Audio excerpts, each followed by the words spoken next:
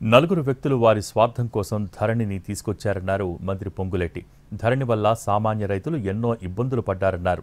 మళ్లీ VRO, VRA వ్యవస్థను పునరుద్ధరిస్తామన్న పొంగులేటి ధరణిని అడ్డం పెట్టుకుని బీఆర్ఎస్ నేతలు సంపాదించిన భూముల వివరాలు బయటపడతాయని అన్నారు.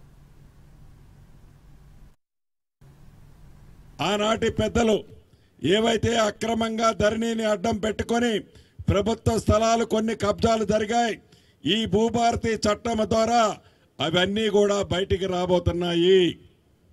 ఇందాక మిత్రుడు చెప్పినట్లు భూమి విలువలు ఎందుకు తగ్గాయి అంటే భూభారత్ వచ్చింది కాబట్టి ఆ ధరణిలో అక్రమాలన్నీ బయటకు వస్తాయని భయంతో ఆనాడు కబ్జా చేసిన వాళ్ళందరూ ఈనాడు హైదరాబాద్ని వదిలేశారు కాబట్టి తక్కువైనట్లు కనిపిస్తుంది. కానీ వాళ్ళు వెళ్ళిపోయినా పరారైపోయినా పేదవాడి భూమి పేదవాడికి పంచుద్ది.